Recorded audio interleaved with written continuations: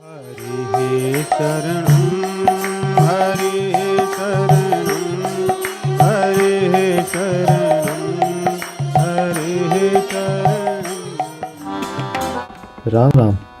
साप्ताहिक सत्संग के लिए हमारे चैनल को जरूर सब्सक्राइब करें।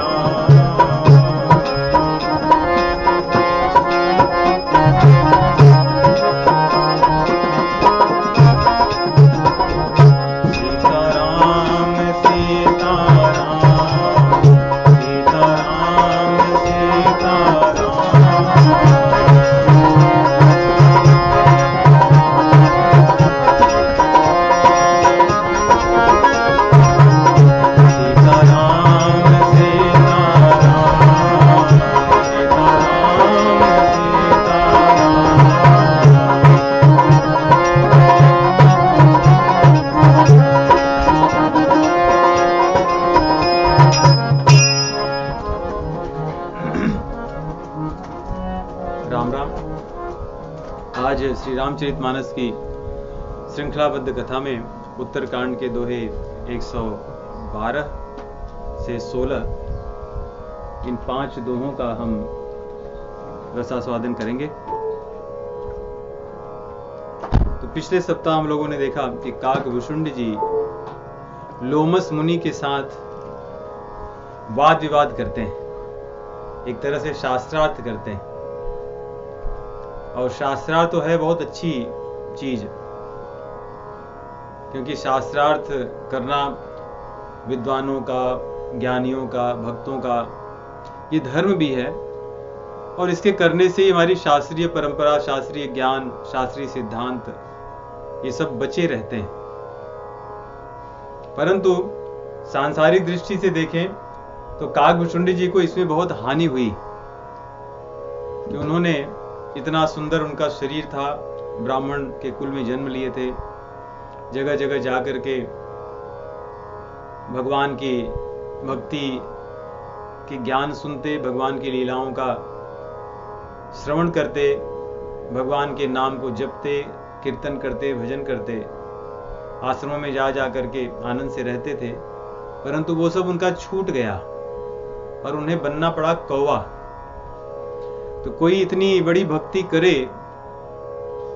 और उसके परिणाम स्वरूप उन्हें कहें कि आप कौवा बन गए, तो व्यक्ति तो कहेगा कि भैया ऐसी भक्ति आप अपने पास रखिए, इससे मुझे क्या लाभ।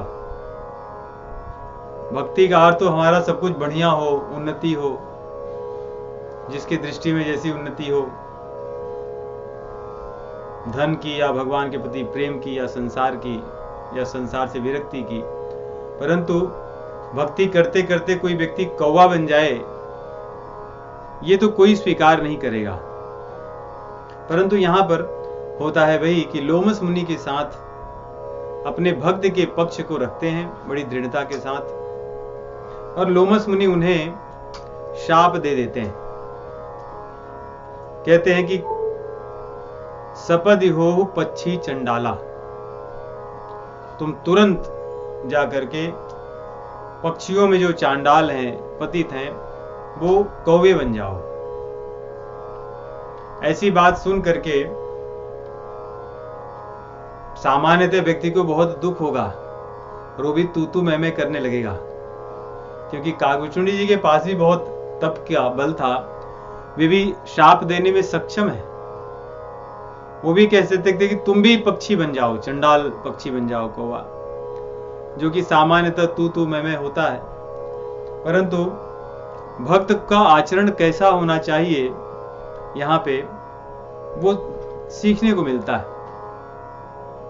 वे बल्कि मुनि के ऊपर दया की भावना रखते हैं और सोचते हैं, क्योंकि मुनि लोमस मुनि जो है वो ज्ञान मार्गीय संत का यहाँ पर भूमिका निभा रहे हैं, इसलिए काकभूषुंडी जी के मन में दुख होता है कि ज्ञान मार्गी व्यक्ति तो अद्वैती होता है, वो सर्वत्र एक ही तत्व को देखता है, एक के अतिरिक्त उसे कोई दूसरा दिखाई नहीं देता। परंतु लोमस मुनि को एक के अतिरिक्त दूसरा दिख रहा है, इसीलिए उन्हें क्रोध आया। इसलिए इनकी जो ज्ञान मार्ग में गति थी या जो स्थिति थी वो आज पतित हो गई है, इसलिए उनके प्रति दया का भाव आने लगा और इसलिए अपने मन में सिद्धांतों को विचारते हैं कि ऐसा कभी नहीं होना चाहिए। तो इस दोहे 12 में इन सिद्धांतों का ही वर्णन है कि कैसा होना चाहिए और कैसा नहीं होना चाहिए। पहले तो आरंभ करते हैं कि क्रोध की द्वैत बुद्धि बिनु, द्वैत की बिनु अज्ञान। यदि कोई व्यक्ति क्रोधी है अर्थात वो ज्ञानी नहीं हो सकता, ज्ञान मार्गीय नहीं हो सकता। और यदि कोई व्यक्ति द्वैती अपने आप को द्वैत का व्यवहार करता है अर्थात दो चीजें देखता है, तब वो ज्ञानी नहीं, वो अज्ञानी ही होगा। और उसी क्रम में चिंतन कर रहे हैं कि कब हूं कि दुख सब कर हित तारे, देहि की दरिद्र परस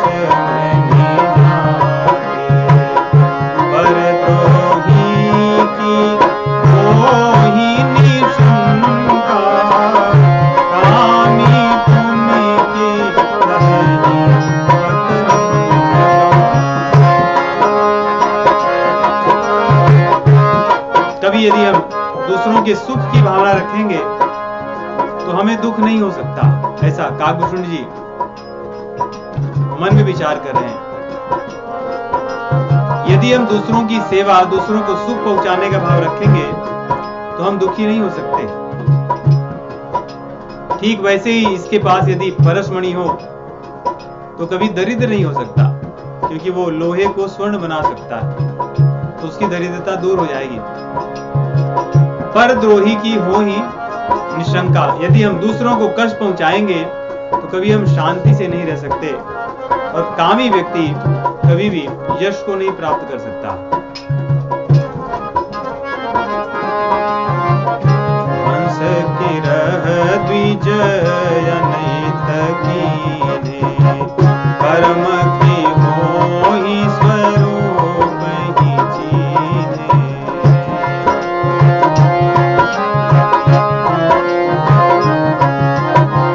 काहू सुमति की खल संग जामी, सुभगति पाव के परति अगामी।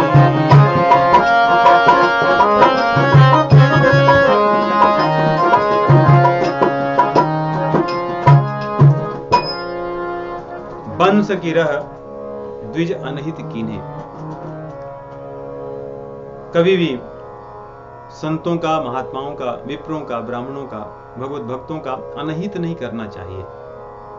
कभी यदि अनजाने में हो जाए तो उस अपराध के लिए उनकी सेवा करके उनसे क्षमा मांग लेना चाहिए, परंतु कभी हमसे उनका अनहित न हो किसी प्रकार का। कहते हैं वंश की रह द्विज अनहित कीन्हे। कहते हैं कि तुम्हारा ही नहीं, अपराधी के वंश ही नष्ट हो जाते हैं। रावण इसका ही था।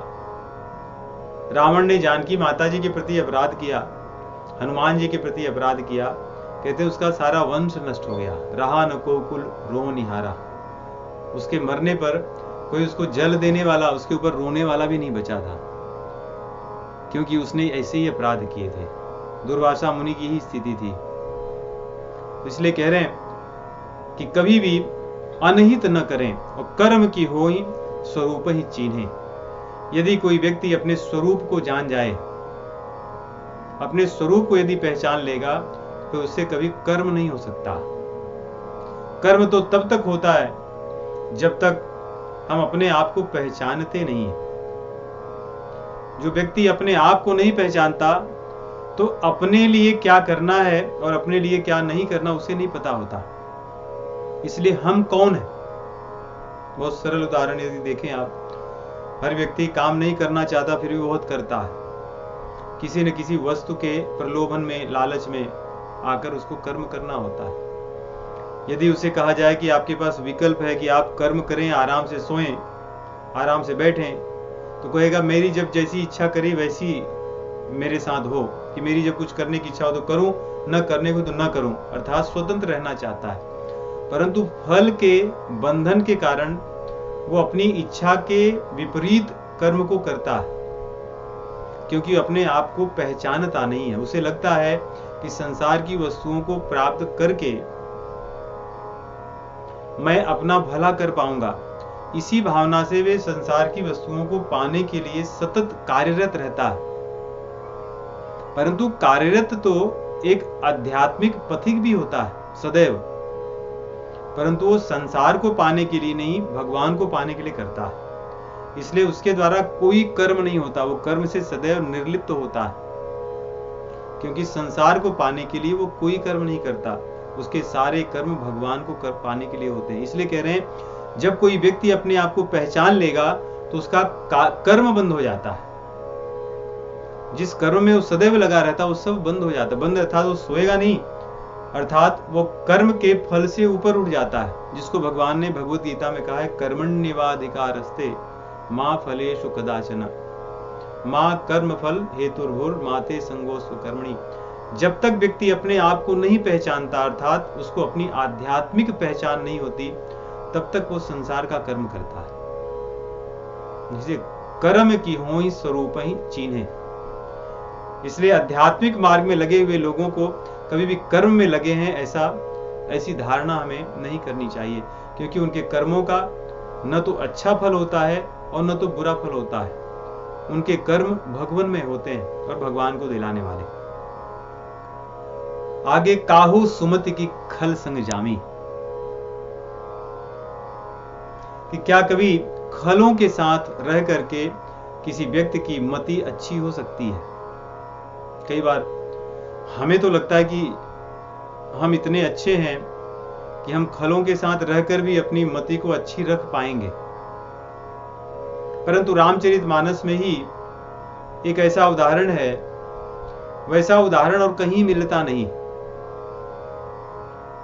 भगवान श्री रामचंद्र जी से सबसे अधिक यदि कोई प्रेम करने वाला अयोध्या में था तो माता कैकेयी थी।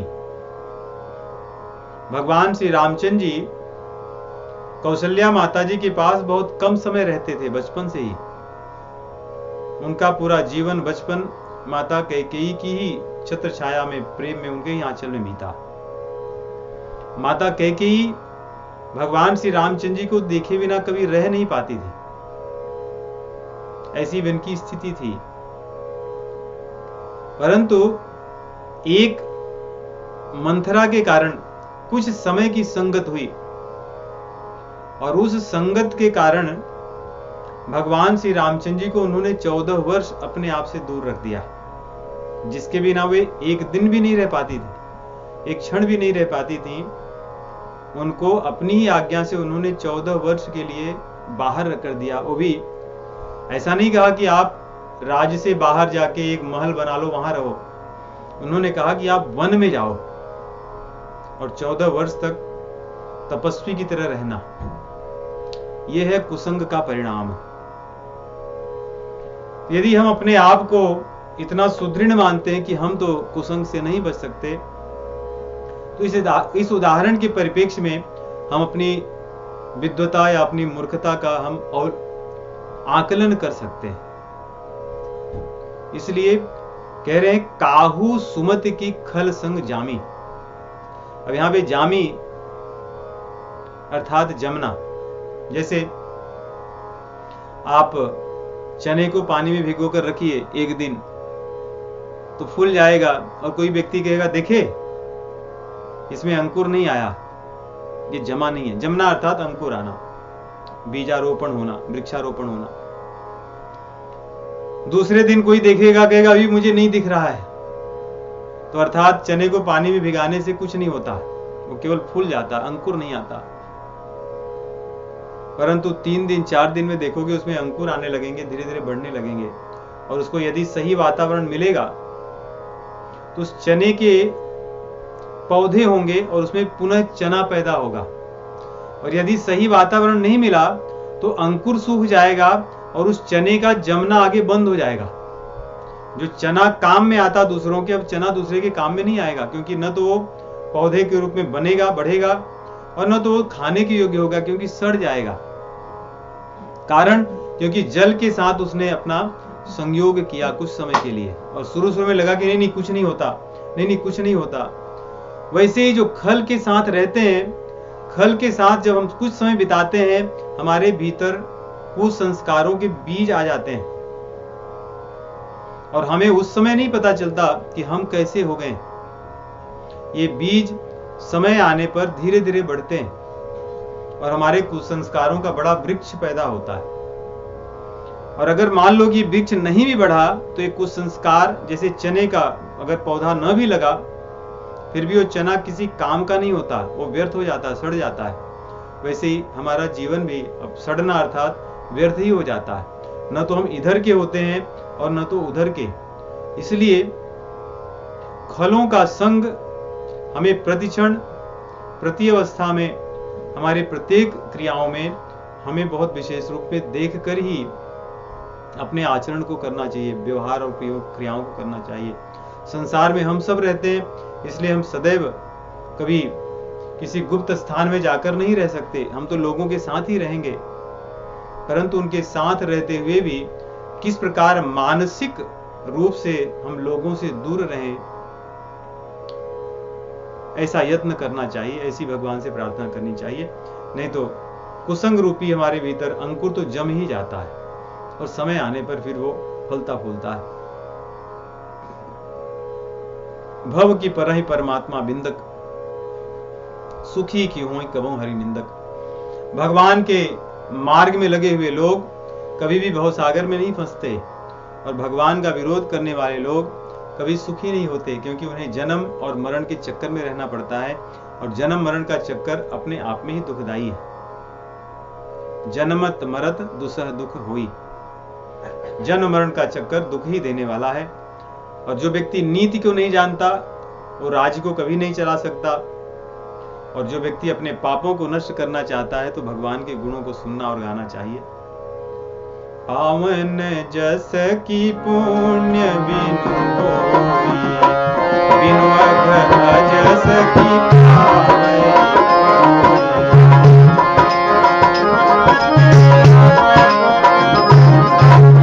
लाभ की किछु करी भगति समान, जहि गावहि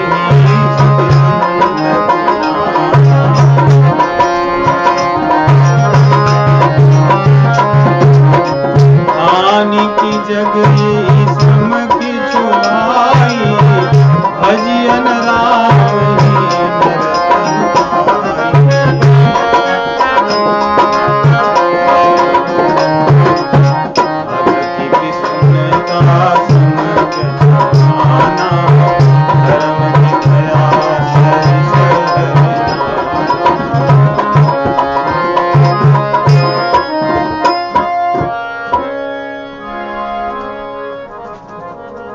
का लाभ भगवान के भजन में, और जीवन की सबसे बड़ी हानि भगवान के भजन से दूर रहने में। यही लाभ और हानि। हम लोग लिखते नहीं, जाओ, और भारतीयों के घर में तो विशेष रूप से ऐसा बड़ा दरवाजे पे ही या तो नीचे या तो ऊपर, या ऊपर शुभ और लाभ ऐसे लिखा रहता है।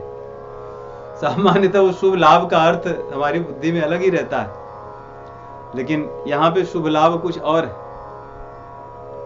संसार को एकत्र करने के लिए उस शुभ लाभ की कल्पना हमारी बुद्धि में रहती है, परंतु यहाँ पे लाभ तो वही है जो भगवान का भजन करना है, और भगवान के भजन के अतिरिक्त सब चीजें अलाभ हैं, हानि ही है।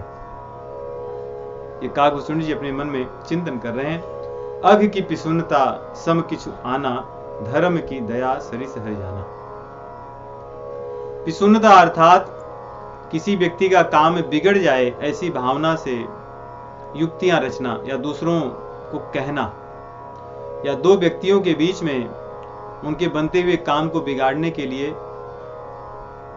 चुगली करना, उसे पिसुन्नता कहते हैं। निंदा और पिसुन्नता में अंतर है। निंदा अलग है, पिसुन्नता अर्थात केवल उद्देश्य हो किसी व्यक्ति के बनते काम को हम बिगाड़ दें, कहते हैं इससे बड़ा पाप और क्या हो सकता है, और दया के जैसा धर्म क्या हो सकता है।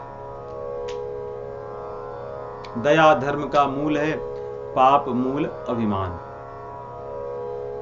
परहित सरिस धर्म नहीं भाई। हमारी संस्था के लोगों में यह हमारा वाक्य है, परहित सरिस धर्म नहीं भाई।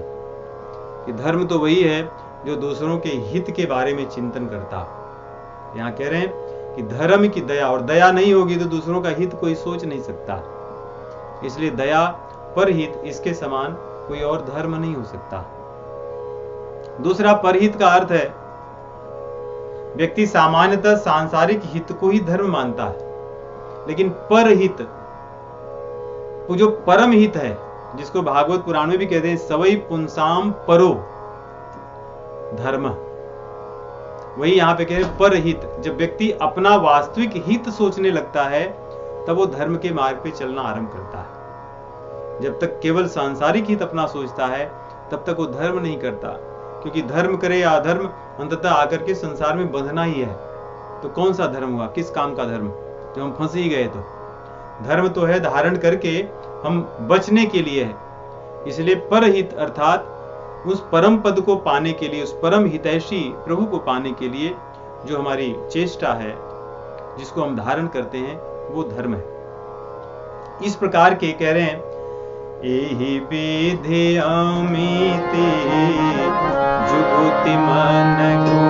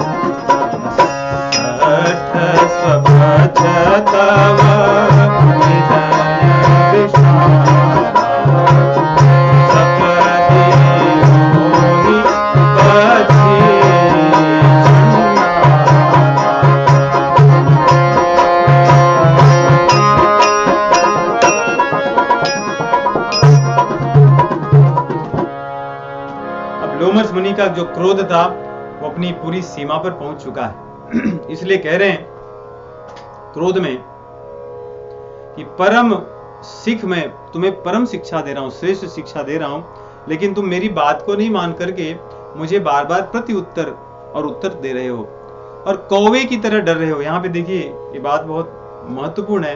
कह रहे सत्य वचन विश्वास न करही, बायस इव सबही ते डरही। अब यहाँ पे डर की बात क्यों कह रहे हैं? क्योंकि काकभुसुंडी जी हो जब वार्तालाप कर रहे हैं, शास्त्रार्थ कर रहे हैं, तो जब लोमस मुनि ज्ञान मार्ग की या द्वैत की बातें बताते हैं तो काकभुसुंडी जी के हृदय में भय होता है कि कहीं मैं इनकी बात में आ न जाऊं, क्योंकि अगर मैं इनकी बात में आ जाऊंगा तो रामचंद्र जी के साथ जो मेरा प्रेम है वो प्रेम चला जाएगा, क्योंकि तब मैं भी सोहम तत्त्वमसि इस प्रकार की चीजों में फंस जाऊंगा। इसलिए वे डर रहे हैं। जब भी लोमस मुनि कुछ बात कहते हैं तो डरते हुए अपने पक्ष को और दृढ़ता से रखते हैं और उनके मन में भय रहता है कि मैं इसमें फंस न जाऊं। मन की बातों को लोमस मुनि जान रहे हैं यहाँ पर, इसलिए कह रहे हैं कि तू कौवे की तरह भयभीत होता है और मैं जो बातें कह रहा हूं भी सत्य है। लोमस मुनि कोई गलत बात तो कह नहीं रहे, क्योंकि अद्वैत सिद्धांत कोई गलत तो है नहीं, भगवान के निर्गुण स्वरूप का वर्णन कर रहे हैं, परंतु उस सिद्धांत में रस नहीं है। ब्रह्मानंद को वो लेना नहीं चाहते, क्योंकि उन्हें रामानंद चाहिए, उन्हें राम रस चाहिए, उन्हें प्रेम रस चाहिए। इसलिए भयभीत होते हैं कि मेरा प्रेम रस न छिन जाए और मुझे ब्रह्मानंद मिल जाए। इसलिए वो डरे हुए हैं और हर बात का उनका तुरंत उत्तर दे देते हैं। इसलिए लोमस मुनि क्रोध में आकर के कहते हैं सपदि हो ही पक्षी चंडाला। अब तू पक्षियों में कौवा बन जा। जो चांडाल अर्थात पक्षियों में भी जैसे कबूतर इत्यादि अच्छे माने जाते हैं और हंस इत्यादि उनसे भी अच्छे माने जाते हैं, और पक्षी जो कौवा है उसे निकृष्ट माना जाता है, क्योंकि उसके आचरण वैसे ही होते हैं, न तो कोई उसको प्रेम करता है, न तो प्रेम करने लायक है, न उसकी वाणी अच्छी है, न तो किसी पर विश्वास करता है। इसलिए कौवे को यदि आप अच्छी चीजें लेकर भी जाओ देने के लिए तो बहुत कठिन है कि पुनः लौट कर आएगा। कोई और कौवा भले घूमते हुए आएगा, वो नहीं आएगा। अन्य पक्षियों के यदि आप कुछ डालने जाओगे तो थोड़े दूर उड़ के जाएंगे, फिर आके ले लेंगे, लेकिन कौवा विश्वास नहीं करता, इसलिए वो भाग जाता है। कह रहे हैं तुम्हें मेरी बातों पे विश्वास नहीं है, मैं बातें तो सत्य कह रहा हूं, इसलिए जाओ तुम पक्षी बन जाओ, कौवा। और लोमस मुनि की श्राप को सुन करके काकभुसुंडी जी के मन में कोई क्रोध नहीं आता है, बड़े शांति से उसको अपने सिर पर धारण कर लेते हैं और कौवा बन करके भगवान श्री रामचंद्र जी का स्मरण करते हैं और वहां से उड़ने लगते हैं।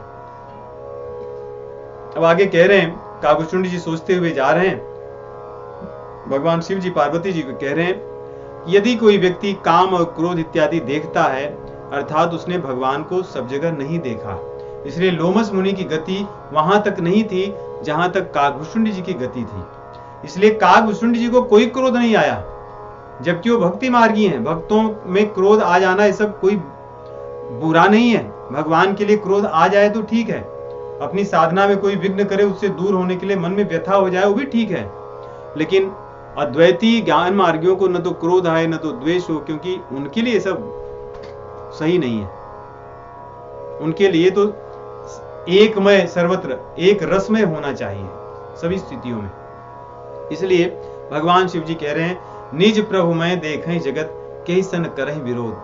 काकभुसुंडी जी की स्थिति ऐसी थी कि सर्वत्र भगवान श्री रामचंद्र जी को देखते थे, इसलिए उन्होंने लोमस मुनि के श्राप को भी किसी बुरी तरह से न लेकर के उन पर क्रोध भी नहीं किया, भगवान का ही आशीर्वाद माना। और काकभुसुंडी जी समझा रहे हैं कि मेरे मन में क्या भावना आई कि जो लोमस मुनि थे वे मेरी परीक्षा लेना चाहते थे।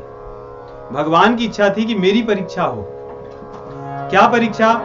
एक तो ये कि क्या मैं भक्ति मार्ग को उतनी दृढ़ता से धारण कर पाता हूं। हमारी आध्यात्मिक मार्ग में उन्नति क्यों नहीं होती? अधिकतर हम लोग अपने विचारों को बदलते रहते हैं सदैव।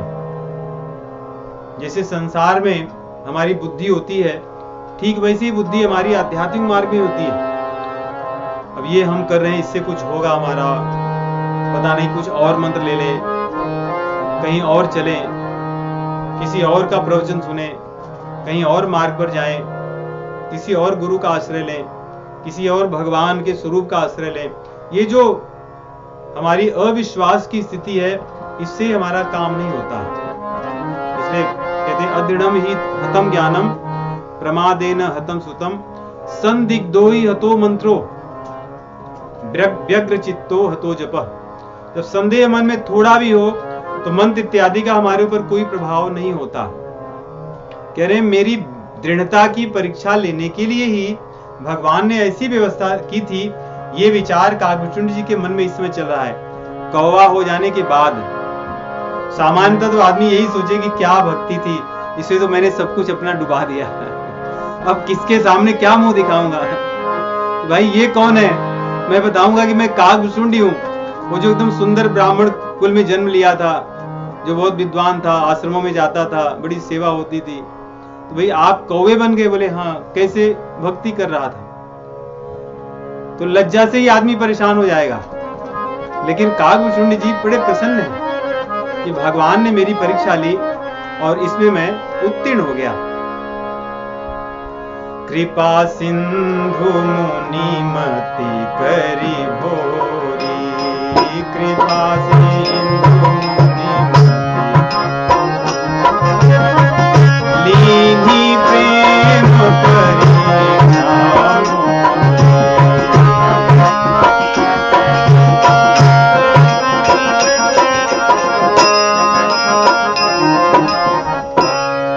भक्ति मार्ग में ये भी देखने को मिलता है, या सभी साधना के मार्ग में जब हम दृढ़ता से चलने लगते हैं भक्ति मार्ग में, तो खूब विघ्न आते हैं। अपने आसपास के लोग ही प्रतिकूल हो जाते हैं। अपने लोग जो पहले बड़े हितैषी लगते थे, वे लोग ही सब प्रतिकूल आचरण करने लगते हैं। विरोध हमारा वहीं से आरंभ होता है। ऐसा लगता है कि ये सब लोग क्यों ऐसा कर रहे हैं। जो अपने मित्र मुझे अपने लगते थे, वे मित्र ही आज विरोधी होने लगते हैं धीरे धीरे। ये भी भक्ति का लक्षण है। जब अपने लोग प्रतिकूल होने लगे, जो मित्र लोग जो कहे जाते थे, वे सब लोग जब प्रतिकूल होने लगे, अर्थात हम मार्ग पे चल रहे हैं, हमारी परीक्षा हो रही है। नहीं तो आदमी तो यही करके छोड़ देगा कि इसमें मिलता क्या है। जीवन में जीने के लिए कुछ तो चाहिए, नहीं बिना कुछ रहे कैसे चलेगा। एकदम दोनों में बैलेंस चाहिए, यहां भी और वहां भी। तो थोड़ा यहां और थोड़ा वहां, ये यहां पे कठिन है चलना।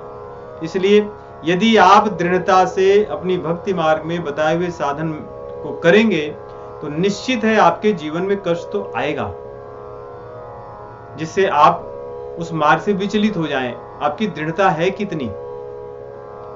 या यूं कहें कि जैसे घर बहुत गंदा हो, और जब आप पहली बार 2-4 महीने में वैक्यूम करोगे, झाड़ू लगाओगे, तो घर में ऐसा लगेगा कि इससे अच्छा तो पहले ही था। अब तो पूरा सब जगह धूल ही धूल उड़ रही है, सब जगह गंदगी दिख रहा है। जबकि गंदगी साफ हो रही है वास्तव में, लेकिन दिखता है कि भाई गंदगी हमारी बहुत ज्यादा बढ़ रही है, जबकि वो कम हो रही है। तो ठीक वैसे ही अब तक तो हम विषय भोग विलास में संसार में लगे थे, इसलिए सब कुछ बढ़िया लगता था। उस तरह के लोग बहुत अपने लगते थे और वे भी हमें अपने मानते थे। परंतु जब हमने उस मार्ग को, या अपने हृदय में, अपने जीवन में बैठी हुई जो विषय कामना रूपी जो मल था, उसको जब साफ करने लगे, तो सब जगह ऐसा दिखेगा और लोग भी आएंगे कि क्या मार्ग में फंसे हो, क्या कर रहे हो आप, पागल हो गए हो क्या। ये सब तो अभी बाद की बातें हैं। ये सब हमारी परीक्षा है वास्तव में, ये सब परीक्षा है। और विविध प्रकार के प्रसंग आते हैं जहां पे व्यक्ति फंस जाता है। इसलिए कह रहे हैं कृपा सिंधु मुनि मति करी भूरी, लीन्ही प्रेम परीक्षा मोरी। भगवान ही ऐसी व्यवस्था किए थे, नहीं तो लोमस मुनि क्यों क्रोधित हो जाएंगे। लोमस मुनि का तो बहुत बड़ा इतिहास है, उनका तो बहुत बड़ा महात्म्य है, वो क्यों क्रोधित होंगे। इसलिए भगवान की परीक्षा के कारण ये क्रोधित हुए, और मुझे जब जान लिए कि मैं उनका परम भक्त हूं, इसलिए भगवान ने ऐसा किया, इसलिए श्राप दिलवाया, जिससे आगे मुझे भगवान के साथ प्रेम करने का अवसर मिले। इसलिए यहाँ कह रहे हैं मन बच क्रम मोहि निज जन जाना। रामचंद्र जी को जब लगा कि नहीं ये मेरा भक्त वास्तव में है, मन से वचन से कर्म से, तब उन्होंने मुनि मति पुनि फेरी भगवाना। तो शाप दिलाने के बाद अब उनके विचार को फिर से बदल दिए।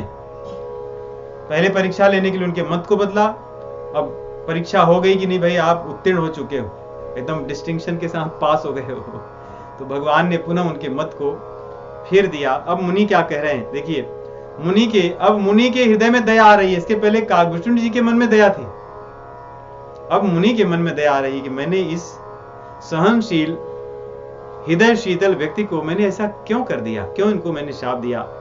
ऋषि मम महत शीलता देखी, राम चरण विश्वास अभिषेकी।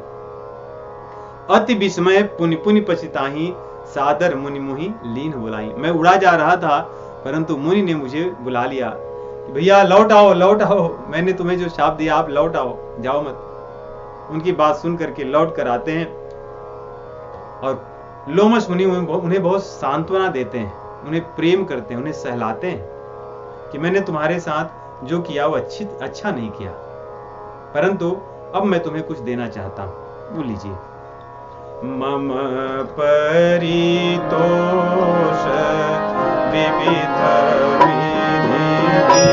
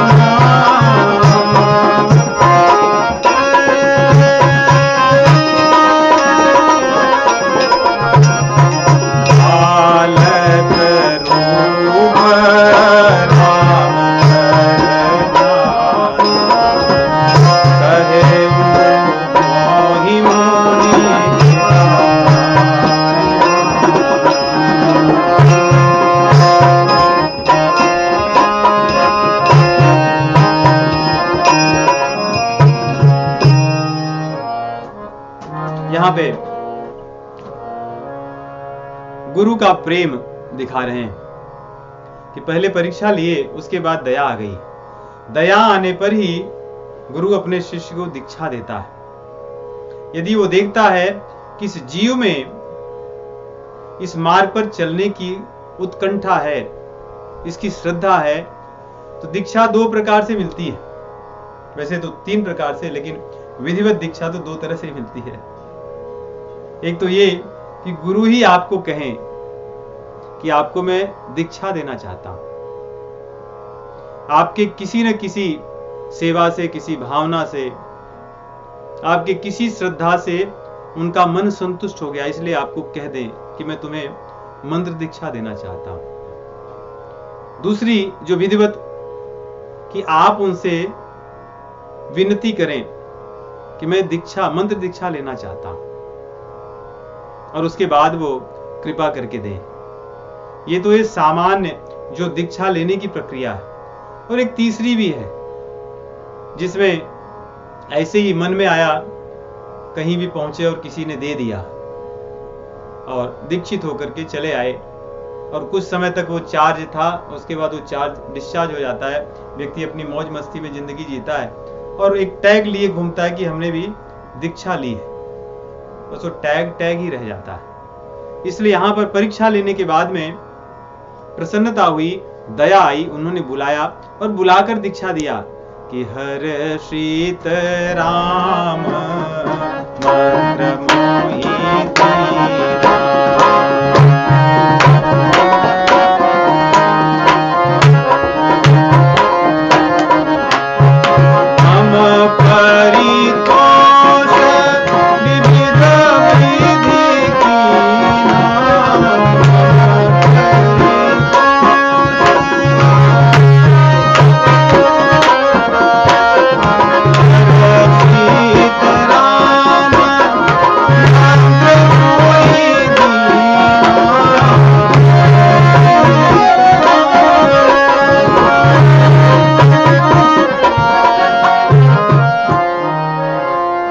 मंत्र दीक्षा मिलती है तो बहुत सी और भी चीजें मिलती हैं। वैष्णव में 5 संस्कार होते हैं दीक्षा के, मंत्र, माला, नाम, ऊर्ध्वपुंड और एक छाप कहते हैं। छाप अलग अलग संप्रदायों में अलग अलग है, परंतु ये 5 चीजें तो वैष्णवों को मिलती है।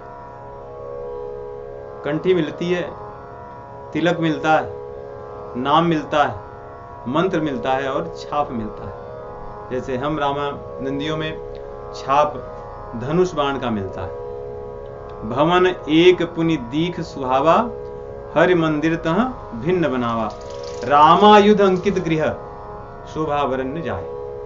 धनुष बाण अंकित ये छाप अन्य संप्रदायों में अलग अलग है।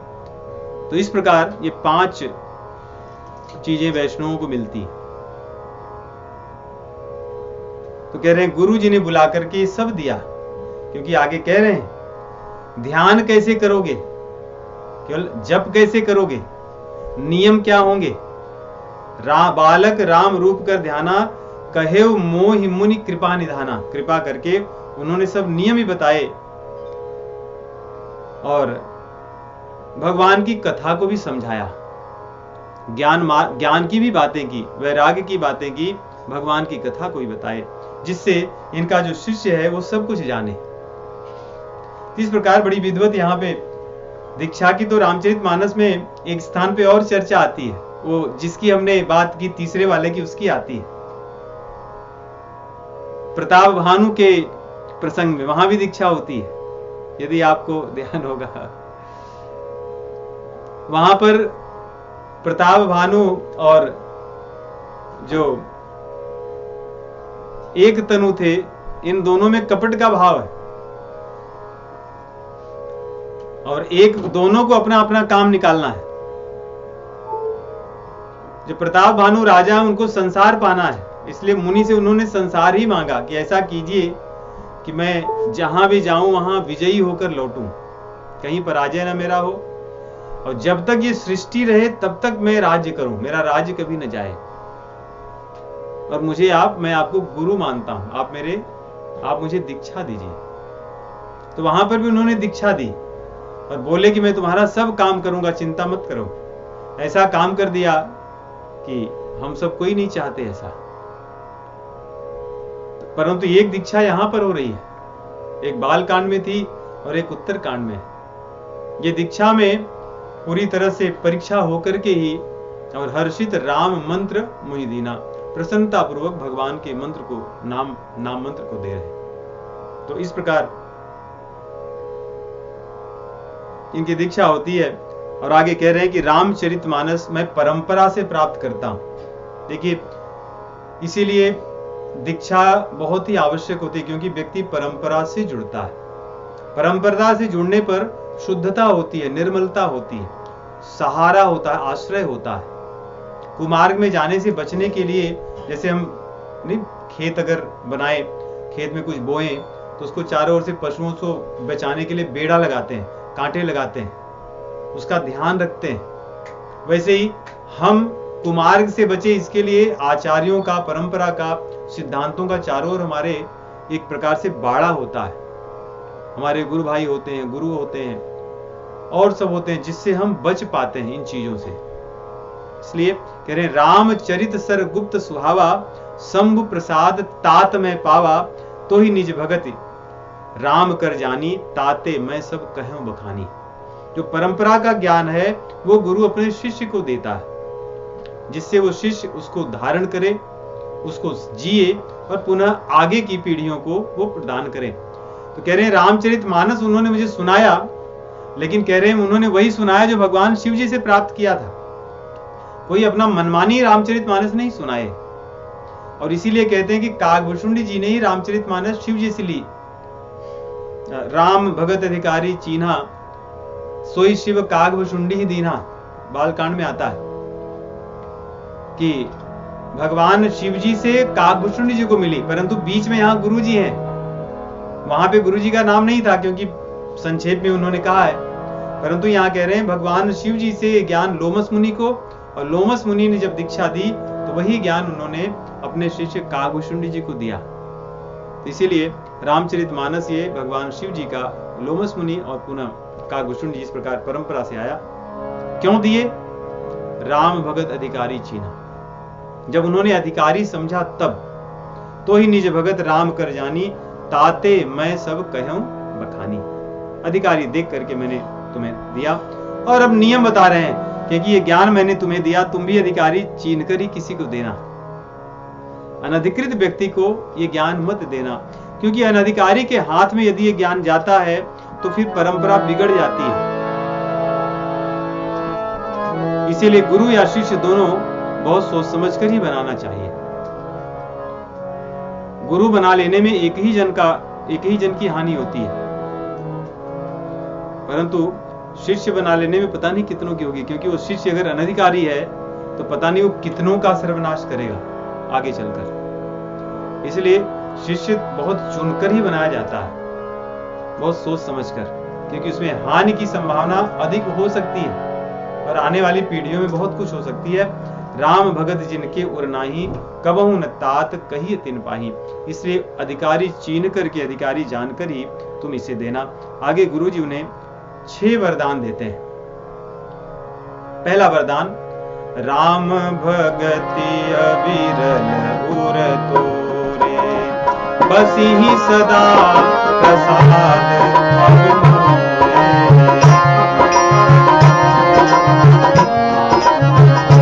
तुम्हारे हृदय में सदैव भगवान की भक्ति विराजमान होगी, वहां से कभी नहीं जाएगी।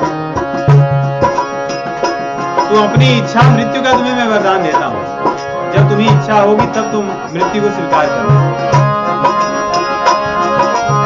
और तीसरा, जिस आश्रम में तुम रहोगे वहां पर माया नहीं जाएगी। यही आश्रम तुम बसव पुनि, सुमिरत श्री भगवंत, व्यापी तहन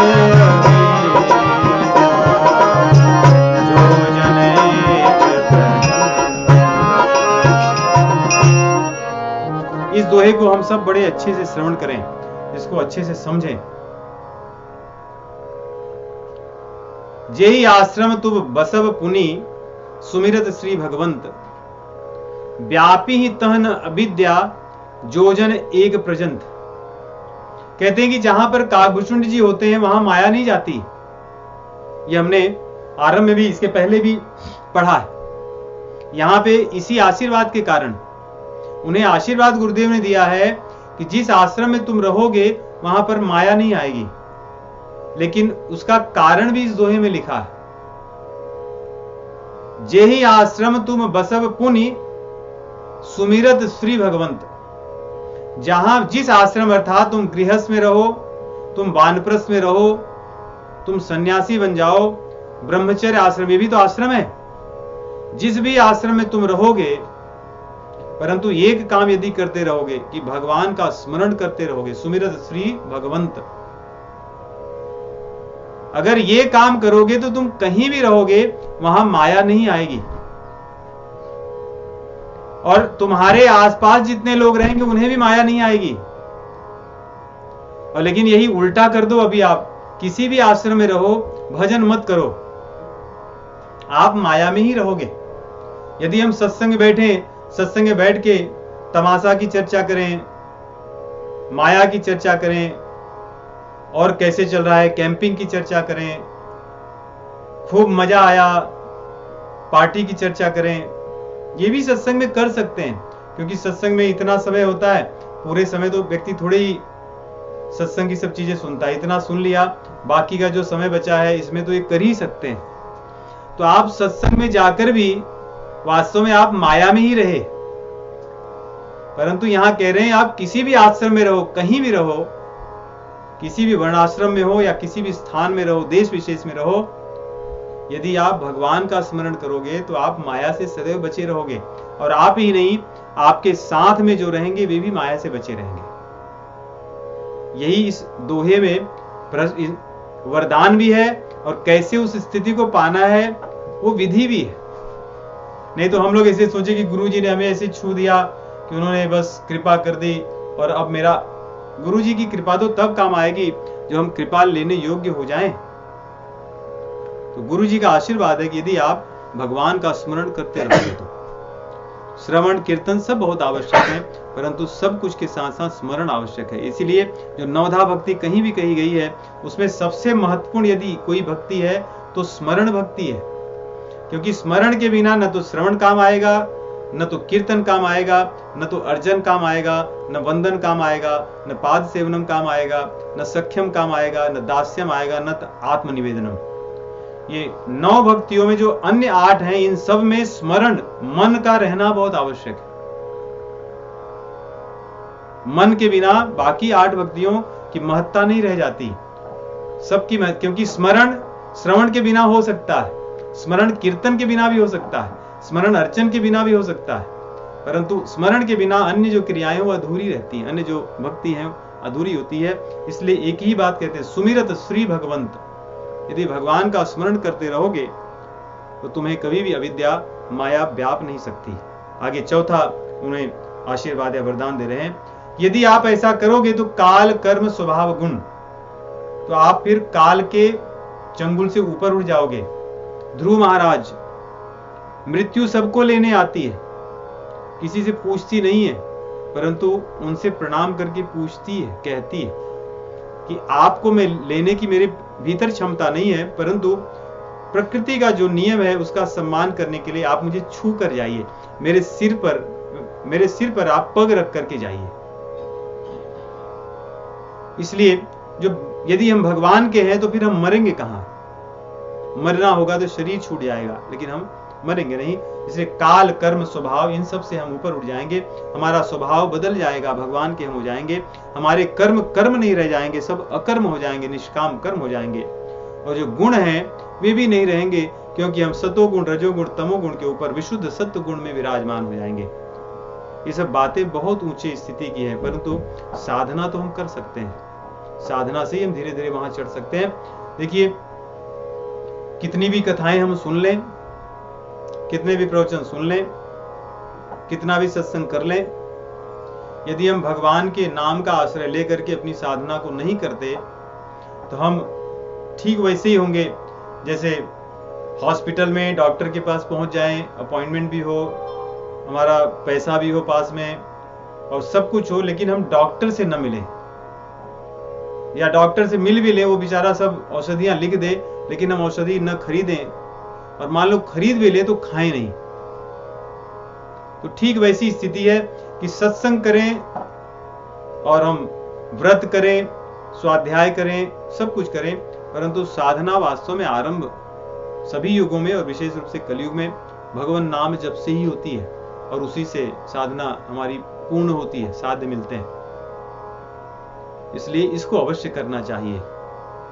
अपने जीवन के अनमोल समय को निकालिए, मन लगाकर भगवान का भजन कीजिए, अर्थात भगवान के नाम को जपिए।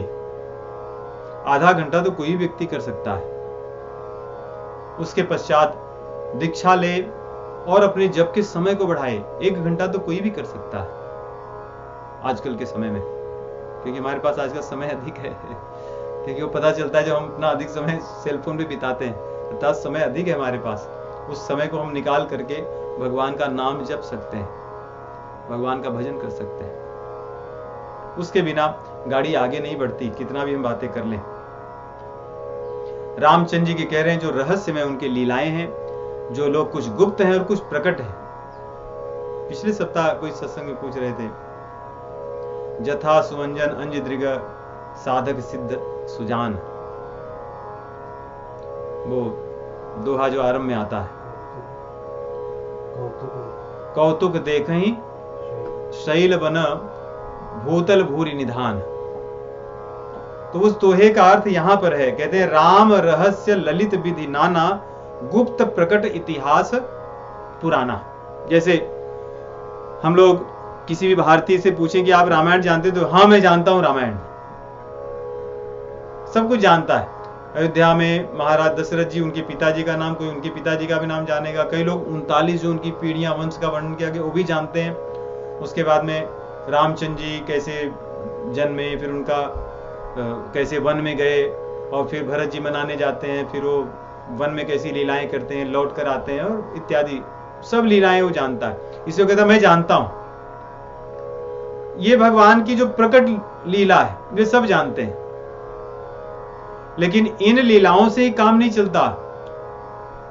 ये तो प्रकट है जो सब देखते हैं, जो हमारी स्थूल बुद्धि से दिखता है, लेकिन भगवान की सूक्ष्म लीलाएं हैं। जैसे हर व्यक्ति रास रचाना चाहता है, क्योंकि भगवान की प्रकट जो बाह्य इंद्रियों को दिखने वाली या इंद्रियों द्वारा जो व्यक्ति अपनी गति मति के अनुसार जो समझता है वो है, परंतु रास की भीतर की लीला क्या है, वो गुप्त है। तो गुप्त लीलाएं सभी व्यक्ति नहीं समझ सकते, वे गुरु के आशीर्वाद से ही, उनकी कृपा से ही समझ सकते हैं। इसलिए यहां कह रहे हैं कि जो गुप्त प्रकट जो है लीलाएं भगवान की, वो आप समझ जाओगे। और बिना गुरु की कृपा से गुप्त लीला कभी प्रकट हो ही नहीं सकती, असंभव है। गुप्त लीलाओं का प्राकट्य गुरु कृपा से ही संभव है।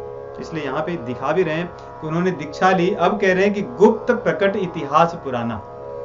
जो भी पुराने इतिहास आपको सुनने कहने को मिलेंगे भगवान के, जो गुप्त हैं वे भी, प्रकट हैं वो सब रहस्य तुम जान जाओगे मेरे आशीर्वाद से। और कह रहे हैं कि जो इच्छा करिहो मन माही, हरि प्रसाद कछ दुर्लभ नाही। जो तुम्हारी इच्छा होगी वो संभव हो जाएगा। इसीलिए महात्माओं के आशीर्वाद से अनहोनी भी होनी हो जाती है। जो चीजें कभी नहीं हो सकती वो भी हो जाती हैं, क्योंकि उन्हें भगवान की कृपा प्राप्त होती है। इसे हरि प्रसाद, भगवान की कृपा से वो सब चीजें तुम्हारे जीवन में हो जाएंगी। तो कह रहे हैं इस प्रकार जब मुझे गुरुजी ने कहा तो आकाशवाणी भी हुई। भगवान भी आकाशवाणी के माध्यम से बोले कि तथास्तु एवमस्तु, जो तुम्हारे गुरुजी कह रहे हैं ये सब हो जाएगा। कहते जब मैंने उसको सुना तो मेरी प्रसन्नता का कोई ठिकाना नहीं था। मैंने विनती किया, गुरुदेव जी से आज्ञा ली और उसके बाद में वहां से चला। इस आश्रम में आया हूं जहां पर मैं पिछले 27 कल्प से रहता हूं। अभी तक यहीं पड़ा हूं, क्योंकि 27 कल्प से इसलिए रह रहा हूं क्योंकि इन्हें इच्छा मरण का मिला है और भगवान की भक्ति में लीन है। अब ऐसे आनंद को छोड़कर कौन जाना चाहेगा? नहीं, हम लोग तो इस संसार के, इस शरीर के जो दुखों का घर है, उस परिवार को, उस समाज को, उस जीवन शैली को जहां दुख ही दुख भरे, कभी थोड़ा बहुत सुख मिल जाए तो ऐसा लगता है कि चलो बहुत अच्छा जीवन है, उसको ही नहीं छोड़ना चाहते, इसी में रहना चाहते हैं। परंतु कागभूषुंडी जी ये तो सदैव भगवान के आनंद में जी रहे हैं, प्रेम रस को पा रहे हैं। इसको कौन छोड़ना चाहेगा? यदि उन्हें इच्छा मृत्यु का वरदान मिला है तो इसे 27 कल्प बीत गए, फिर भी भगवान के रस में लीन है। और जहां पता चलता है कि भगवान यहां अवतार लिए वहां दौड़ कर जाते हैं, यहां अवतार लिए वहां दौड़ कर जाते हैं और साक्षात प्रेम, आनंद, प्रेम का आदान प्रदान करते हैं। कहते हैं जब पता चलता है कि रामचंद्र जी अयोध्या में आए हैं, तब मेरा क्या था, तो मैं भाग कर जाता हूं और वहां अपना डेरा डाल देता हूं। जब तक बाल रूपन्ना करते हैं तो वहां मेरा अपना तंबू, टेंट लगे रहता है और फिर उसके बाद फिर लौटकर यहीं आता हूं। जब भगवान 11,000 वर्ष के बाद चले जाते हैं तो मैं पुनः आकर अपने आश्रम में, एक तरह से वैकेशन के लिए जाते हैं, उनका वैकेशन वहीं बीतता है रामचंद्र जी के साथ साथ उनकी लीला में। कह रहे इस प्रकार मैंने आपको अपने उस जन्म की, कौवे होने की कथा को सुनाया। अब आप ही बताइए कि इस शरीर को मैं क्यों छोड़ूं, इस शरीर से प्रेम क्यों न करूं, जिस शरीर के कारण मुझे सब कुछ प्राप्त हुआ है। जब तक ये शरीर नहीं था तब तक मुझे ये सब चीजें प्राप्त नहीं थी, परंतु ये शरीर प्राप्त हो जाने पर हमें सब कुछ मिल गया। इस शरीर से मिलने वाला जो सुख है, इस सृष्टि का निकृष्ट सुख माना जाता है। मनुष्य का शरीर से मिलने वाले जितने भी सुख हैं, निकृष्ट इसलिए कि एक एक इंद्रिय का सुख सीमित मात्रा में है। इनसे तो हजारों गुना अधिक सुख पशु पक्षियों की इंद्रियों से उन्हें मिलता है। सोने का लीजिए, खाने का लीजिए, सब चीजों का, सूंघने का लीजिए। जितना तेजी से कुत्ता सूंघ सकता है, जो क्षमता है, मनुष्य के अंदर तो कभी हो ही नहीं सकता। सूंघकर बता दे कि किसके थैले में क्या भरा है। मनुष्य को पता ही नहीं चलता। मेढक सोता है 6-6 महीने, सांप सोते हैं, भालू इत्यादि 9-9 महीने सोते हैं आराम से। आदमी 9 घंटा बेचारा भी शांति से नहीं सो पाता, कई बार गोलियां लेनी पड़ती है। हर सुख के बिना आदमी रह ले, लेकिन निद्रा का सुख नहीं छोड़ सकता। लेकिन उस सुख को पाने के लिए भी गोली इत्यादि खा के जीना पड़ता है। तो कौन सा सुख? इस शरीर से मिलने वाले सभी सुख निकृष्ट कोटि के अन्य योनियों की तुलना में, फिर भी मनुष्य उसको श्रेष्ठ मानता है। इसलिए यहां कह रहे हैं, जिस शरीर से मुझे परमानंद मिला है, भगवान का प्रेमानंद मिला है, उस शरीर को मैं कितना प्रेम करता हूं, मैं कैसे कहूं। इसलिए मुझे बहुत प्रिय है और इसको मैं छोड़ना नहीं चाहता। और कह रहे हैं कि ये मुझे मिला क्यों, ये भी देखिए। कहते हैं कि कोई चीज व्यक्ति को मिलती है क्यों, कोई इसके अंदर एक गुण होता है, गुण बता रहे हैं। इस गुण के साथ ही हम आज कथा का विराम करेंगे। भगति पछहट करी रहे दीनी महारे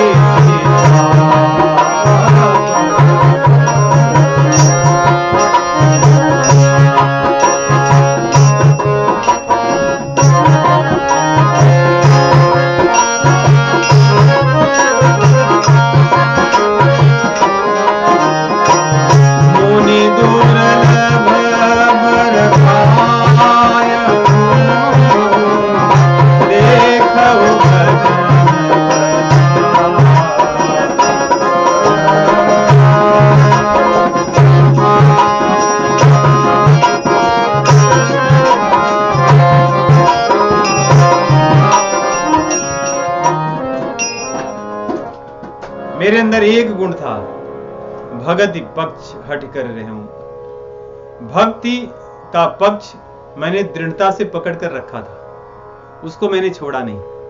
यदि मैं उसको छोड़ दिया होता तो ऋषि की कृपा मुझ पर नहीं होती। इसलिए हम अपने पक्ष को न छोड़ें। इसलिए गंगा गए गंगा राम, यमुना गए यमुना राम, ऐसे ना हो। कहीं पहुंचे उनकी बात लेकर के, हाँ मुझे ये चीज ठीक लगती है, हाँ हमें ये ठीक लगती है, तो हम कहीं के नहीं रहते। बस एक मार्ग, कहते हैं कि एक पंथ ही हमें भगवान तक पहुंचा देगा। 50 पंथ पर चलेंगे तो हमारी जिंदगी तो यहाँ वहीं एक्सप्लोर करने में ही चली जाएगी। और आजकल तो एक्सप्लोर का ही जमाना है, आदमी दिन भर एक्सप्लोरर इत्यादि पे ही रहता है, तो एक्सप्लोर करने की भी सीमा होती है। इसलिए कहे कि मैंने एक्सप्लोर करके जब एक पा लिया था भगत पक्ष, बस उसको लेकर मैं बैठा रहा, और उसी के कारण भगवान ने मुझ पर कृपा की लोमश मुनि के माध्यम से। देखो भजन प्रताप, कह रहे हैं ये भजन का प्रताप है। भजन का फल हमें अच्छे रूप में दिखेगा, ऐसा नहीं जैसे संसार का फल दिखता है कि व्यक्ति को धन की प्राप्ति होती तो उसका सब वैभव बदल जाता है, देखने में एकदम कूल लगता है, बढ़िया लगता है, अट्रैक्टिव लगता है। लोग कहते हैं कि क्या लाइफ है, क्या बढ़िया एकदम जीवन है, और वैसा लगता है। भगति पक्ष में ऐसा नहीं दिखता। भजन का प्रताप हो सकता है ऐसा ना दिखे, हो सकता है कि शर्ट पैंट से लंगोट में आ जाए हमें क्या पता है। तो लेकिन उसका जो फल है वो बहुत अच्छा है। तो भगति का पक्ष यदि हम पकड़ के रखेंगे तो उसका प्रभाव बहुत अधिक है। दिखने में हो सकता है आरंभ में ना अच्छा हो, हमें समझ में ना आए, क्योंकि काकभुसुंडी जी का जो कोई अज्ञानी आदमी पढ़ेगा, इसने अपने जीवन को व्यर्थ कर दिया, एक कौवा बन करके घूम रहा है। नहीं, इससे किसी को कह दे कौवा तो अच्छा लगेगा कि भाई जीवन को क्या बना लिया आप, इतने अच्छे से आप कहां पहुंच गए। परंतु कह रहे हैं कि ये मेरे लिए अमृत सिद्ध हुआ, ये मेरे लिए वरदान सिद्ध हुआ। इसलिए यदि हम भजन मार्ग को, भक्ति मार्ग को दृढ़ता से हृदय में धारण करके एक मार्ग पर चलते रहें तो निश्चित है हमारे जीवन में भगवान का प्रेमानंद तो मिलना ही है। और उस रस के सामने संसार के सभी रस निरर्थक हैं, फीके हैं, व्यर्थ हैं। चलिए आगे की कथा को अगले सप्ताह। राम राम। श्री राम जय जय राम, श्री राम जय राम।